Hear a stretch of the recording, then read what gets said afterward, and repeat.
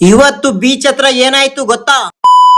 ಹೇ guys, ಅಸ್ಸಲಾಂ ವಲೈಕುಂ, welcome to my mini vlog. ನಾನು ನನ್ನ ಫ್ರೆಂಡ್ ಕೇರಳದಲ್ಲಿ ಕಣ್ಣೂರ್ ಬಂದಿದ್ವಿ. ನಮ್ ಫ್ರೆಂಡ್ ಮನೆ ಗೃಹ ಪ್ರವೇಶ ಇದೆ. ಇದೇ ನಮ್ ಫ್ರೆಂಡ್ ಅವ್ರದ್ದು ಹೊಸ ಮನೆ. ಮಾಶಾ ಅಲ್ಲಾ, ವೆಲ್ಯುವೇಶನ್ ತುಂಬಾ ಚೆನ್ನಾಗಿದೆ. ಮನೆ ಇನ್ಸೈಡ್ ಮಾಶಾ ಅಲ್ಲಾ ತುಂಬಾ ಚೆನ್ನಾಗಿದೆ. ಇಂಟೀರಿಯರ್ ಎಲ್ಲ ತುಂಬಾ ಚೆನ್ನಾಗಿ ಮಾಡ್ಸಿದ್ದಾರೆ. ಮನೆ ಎಲ್ಲ ನೋಡಾಯ್ತು. ಮಧ್ಯಾಹ್ನ ನಮಾಜ್ ಟೈಮ್ ಆಗಿತ್ತು. ನಮಾಜ್ ಮುಗಿಸ್ಕೊಂಡು ಇವ್ರೇ ನಮ್ ಫ್ರೆಂಡ್ ವನೀಸ್ ಅಂತ, ಇವ್ರದೇ ಮನೆ ಗೃಹ ಪ್ರವೇಶ.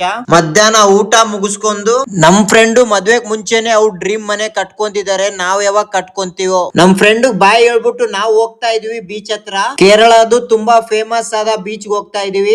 ನಾವು ರೀಚ್ ಆದ್ವಿ ಡ್ರೈವ್ ಇನ್ ಬೀಚ್ ಗೆ. ಈ ಬೀಚ್ ಹತ್ರ ಕಾರ್ ಅಲೋ ಇದೆ. ಇನ್ಸೈಡ್ ಎಲ್ಲ ಕಾರ್ ಡ್ರೈವ್ ಮಾಡಬಹುದು. ನಾನು ಕೂಡ 2 ರೌಂಡ್ ಹಾಕ್ದೆ. ಬೀಚ್ ಹತ್ರ ಕಾರ್ ಓಡಿಸಕ್ಕೆ ತುಂಬಾ ಮಜಾ ಬರ್ತಾ ಇದೆ. ನಾನು ಫಸ್ಟ್ ಟೈಮ್ ಈ ಬೀಚ್ ಬಂದಿದ್ದು. ತುಂಬಾ ಚೆನ್ನಾಗಿದೆ ಬೀಚ್.